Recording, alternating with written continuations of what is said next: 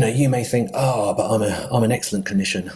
I've got fantastic hands, got fantastic brain, fantastic, communication skills. So I don't need imaging. I can work out what's going on with my hands. Well, can you? So what's the science behind this? If you want to look at any test, be it imaging, being a blood test, being anything at all, it's meaningless unless you actually know what the sensitivity, specificity, positive predictive value, negative predictive value, and the overall accuracy of the test are. Right? You have to know the context. You have to know the meaning of the results that might come back and what the context of that might be for any particular patient.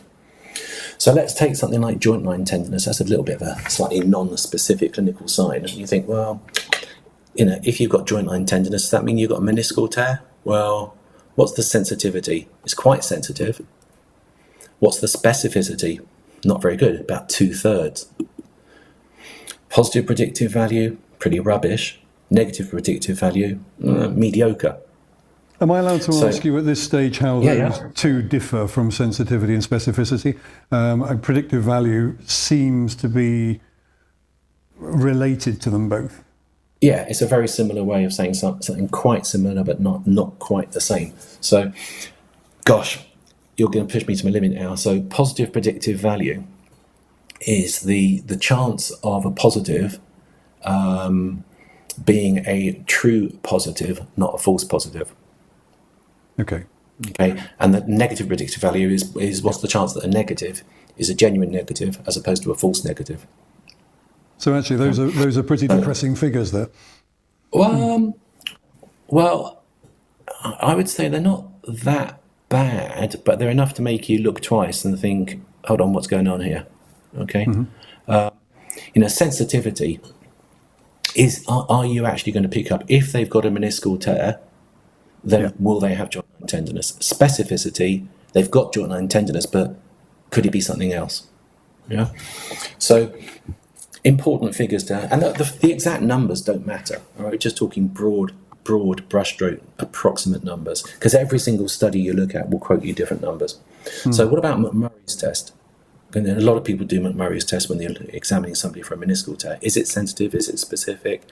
Well, 50% sensitivity. So 50% of meniscal tears have a negative McMurray's test. And is it specific? Well, yeah, reasonably, but only about 2/3.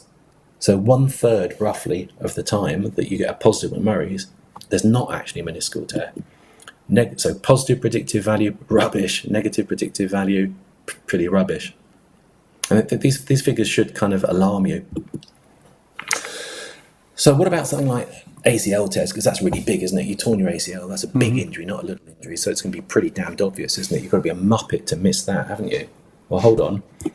Anterior draw test varies between 18% to 92%, and that depends on what papers you look at. This is kind of, this paper that I'm quoting is a review paper. So it looks at a range of studies.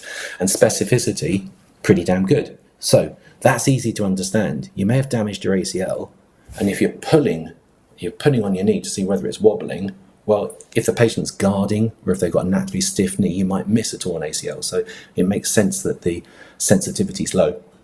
But if you've got a knee and it wobbles all over the place, well, you can be pretty sure that the ACL is torn, so the specificity is higher.